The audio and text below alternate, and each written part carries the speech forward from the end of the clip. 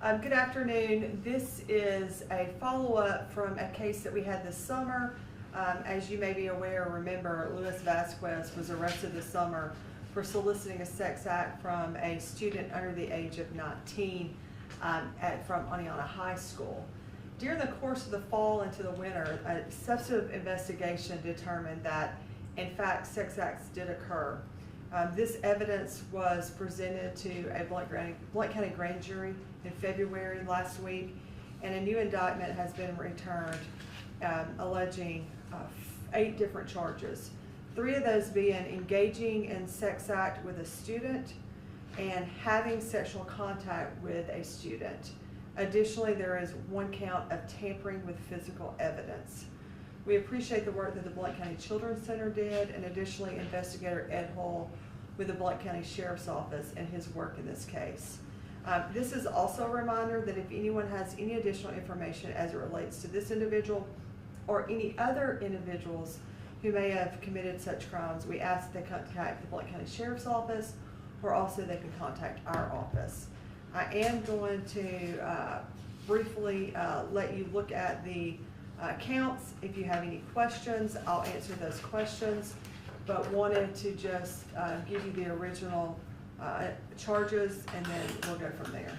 How many total charges does he face now at this time with the combined for the summer? So he has a total of 9 charges. And he is no longer employed by It's my understanding that he resigned, but you may want to check with them, but I know he is no longer employed there, and I do not believe he's on administrative leave. Is he currently and he was picked up this morning? He was picked up. I was notified about 8:15 this morning that Blount County Sheriff's Office had him in custody, and it appeared that he was still on in the Blount County Jail, and in his bond appears to be $120,000. This was the high school? The high school, Aniana High School. And her age again? She was under the age of 19. But he was a teacher at the middle school and coach at the high school. That's correct. That's correct. So he taught at the middle school, but was a coach for the high school soccer team. How long had this relationship, for lack of a better way of putting it, been going on? We expect that the investigation would show that it had been going on several months. Okay. And in the past few weeks, this has come out, and you guys have also had similar cases with 2 Jefferson County employees. Just talk about how bad this kind of situation is and the fact that this keeps happening. So this is a little different, I think, than the Jefferson County cases, in that we have a true victim in this case. Not that we don't have a true victim in the other cases. Those cases were where they were attempting to show up to meet underage children, young ladies or young males who were 15 years old. Here we have an actual person and a young lady who has been perpetrated upon and a victim in this case. So those are a little different, I think. It's just a reminder. I say this a lot to parents, and also talk to other teachers about this. If you see something, say something. If something doesn't look right, if you think people are spending too much time together, it's okay to say something. We would rather catch it earlier than later when we have an 8-count indictment. How did this incident or these crimes come to y'all's attention? This summer, we received an anonymous letter that the school board did, and they turned that immediately over to my office.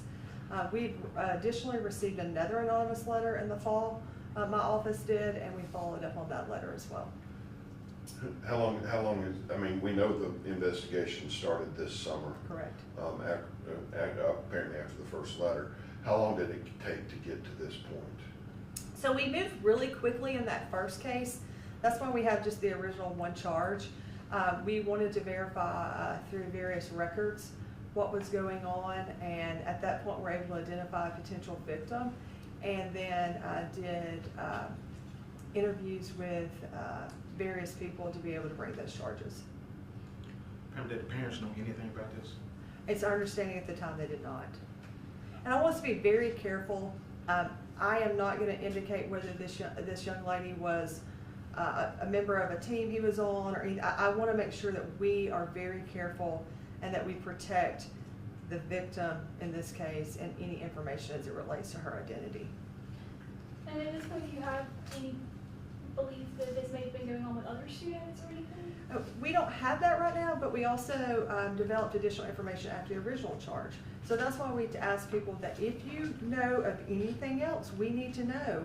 Our phone is available, our door is open, we want you to call us, get in contact with us, and provide us additional information. And just so you know, I have spoken with the superintendent of Oneonta City Schools. As you're aware, and you can see from the public records, a lot of this took place on campus, and so they have been briefed about what the investigation revealed. And in your eyes, would you call this kind of abuse of power? That's what these charges are, just like you have custodial with prison guards and prisoners. It's the same thing with our children. They have power and control over our children during the day, and that's why the appellate courts and the state legislature has put these laws in place to protect our children. I was reading in the indictment that there was basically 2 or 3 different locations. 1 or 2 of them at the school, either the clubhouse or the office. Was it his home that was the other location? It was a residence where he was staying. Okay.